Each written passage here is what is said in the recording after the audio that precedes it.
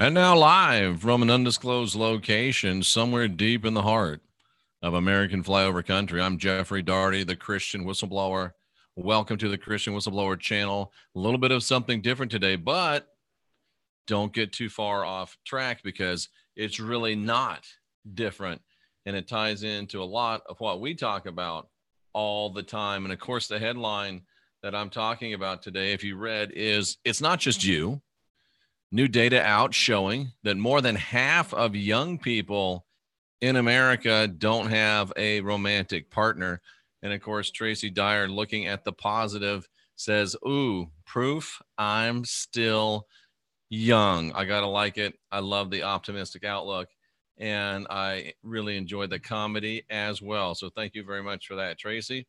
And I'm going to show you this. And I think it's interesting. And I've got some what I think are interesting takeaways from this.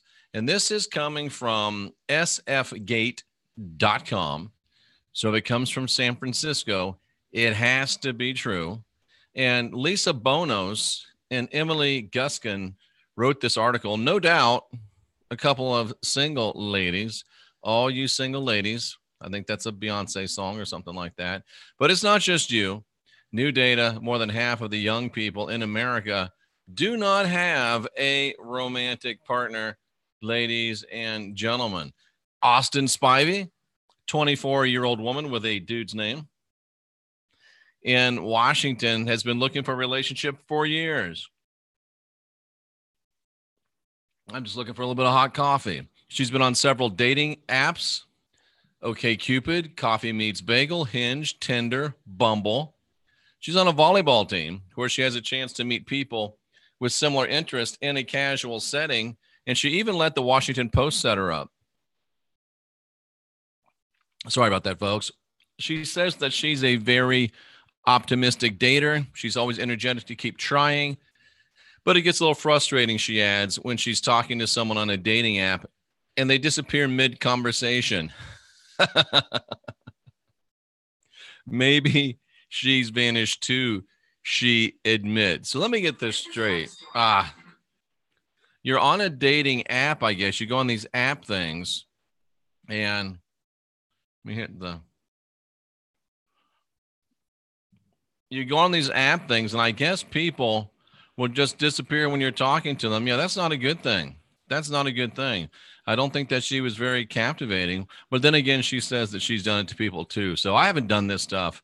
Crazy, crazy, crazy stuff. But anyway, over half of Americans between the ages of 18 and 51, between 18 and 34. So I guess they're classifying young as 18 to 34. Well, I still feel kind of young. But anyway, between 18 and 34, 51% do not have a steady romantic partner.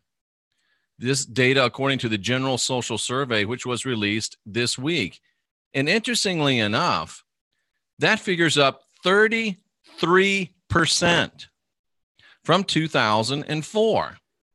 And from the first time the question was asked in 1986, it's up 45%. How crazy is that, ladies and gentlemen? The shift has helped drive singledom to a record high among the overall public, among whom 35% say they have no steady partner, up from only 33% in 2016. So kind of a slow rise. But I wonder how many of them are hooking up on the side. I just wonder. But it did not include those that have a backup. But over 35% of people don't have a main squeeze. Very, very interesting. Very, very interesting. Pew Research Center. Most say that the reason why is because they have not found the right person. Duh. Obviously. Now, there's some interesting stuff here that I've found. 42% of Americans don't live with a spouse or partner, up from 39%. The share of young adults under 35 that don't live with a spouse or partner rose from 56 to 61%. How about that?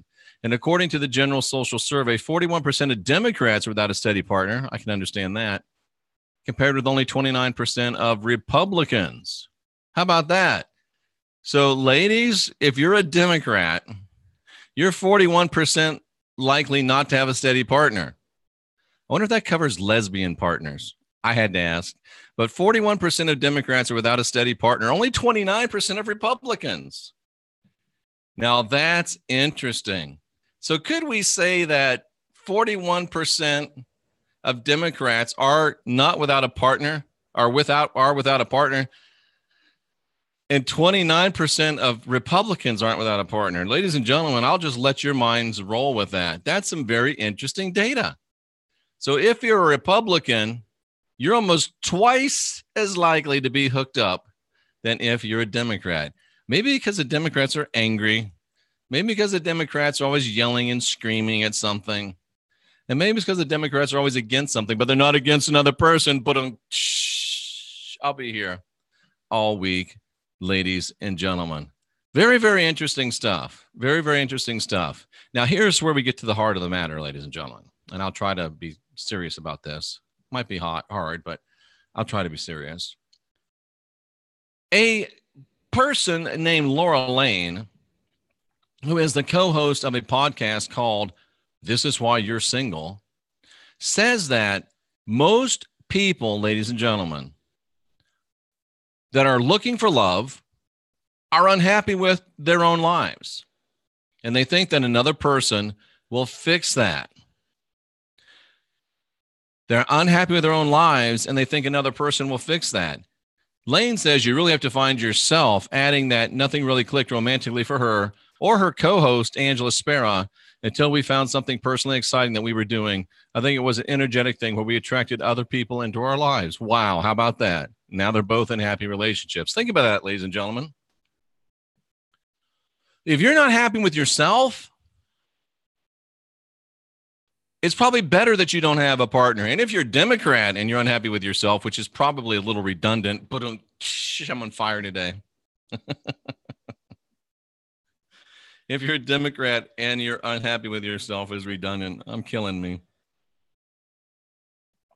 But anyway, if you're unhappy with yourself, it's probably better that you're single, because why make somebody else miserable as you are?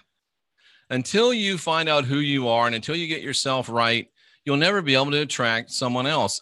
You will, but here's the key, folks. You attract people at your own level of dysfunction. You attract people at your own level of dysfunction. And let me drop this one on you, ladies and gentlemen. I think it's God's fault. I think it's God's fault that most people under 34 are single. I think it's God's fault. Now, not the real God's, but the God of the Bible. It's his fault. Because if you think that the ultimate expression of divinity and perfection is jealous, if you think that the ultimate embodiment of perfection is wrathful and mean and vengeful, and did I mention jealous, then you're at least going to subconsciously be looking for people that are wrathful, mean, jealous. And who the hell wants to be with someone like that? That's why you keep winding up with those kind of people. I don't have any data on this, but I wish I did, and it's probably never even been gathered. But I'm betting that people that have a more complementary perception of God, people that don't have a vengeful God, people that don't have a jealous God, people that don't have a wrathful God, I'll bet you they find partners commensurate with the type of God they worship. What do you think about that, ladies and gentlemen? I think that I'm right. Does that surprise any of you? So you've got to get yourself right. You've got to get yourself together. And you've got to redefine your standards. If you love and worship a mean, wrathful, jealous, murdering, lying, cheating, stealing, killing God, and that's your idea of heaven, then you're probably going to attract people into your lives with those type of characteristics as well. And if you don't like it in a person, why do you put up with it in a God? Ladies and gentlemen, you're not alone. More than half of young people in America don't have a romantic partner, and over half of young people in America aren't happy with their God either. I say change your God. You know what? I'm going to offer my services today with a new slogan for you. I want to say, change your God and get America laid again. Can we do that? Make America great again, get America laid again by changing your God. I'm a humanitarian. I'm your humble servant, Jeffrey Daugherty, the Christian whistleblower.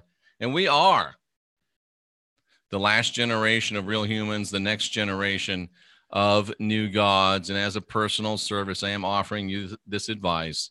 Let's get America laid again. Get rid of the bad gods and change your perceptions of what you're looking for in a partner.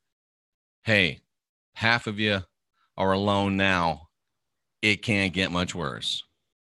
And I'm an optimist, so I think you change your God or get rid of your gods altogether.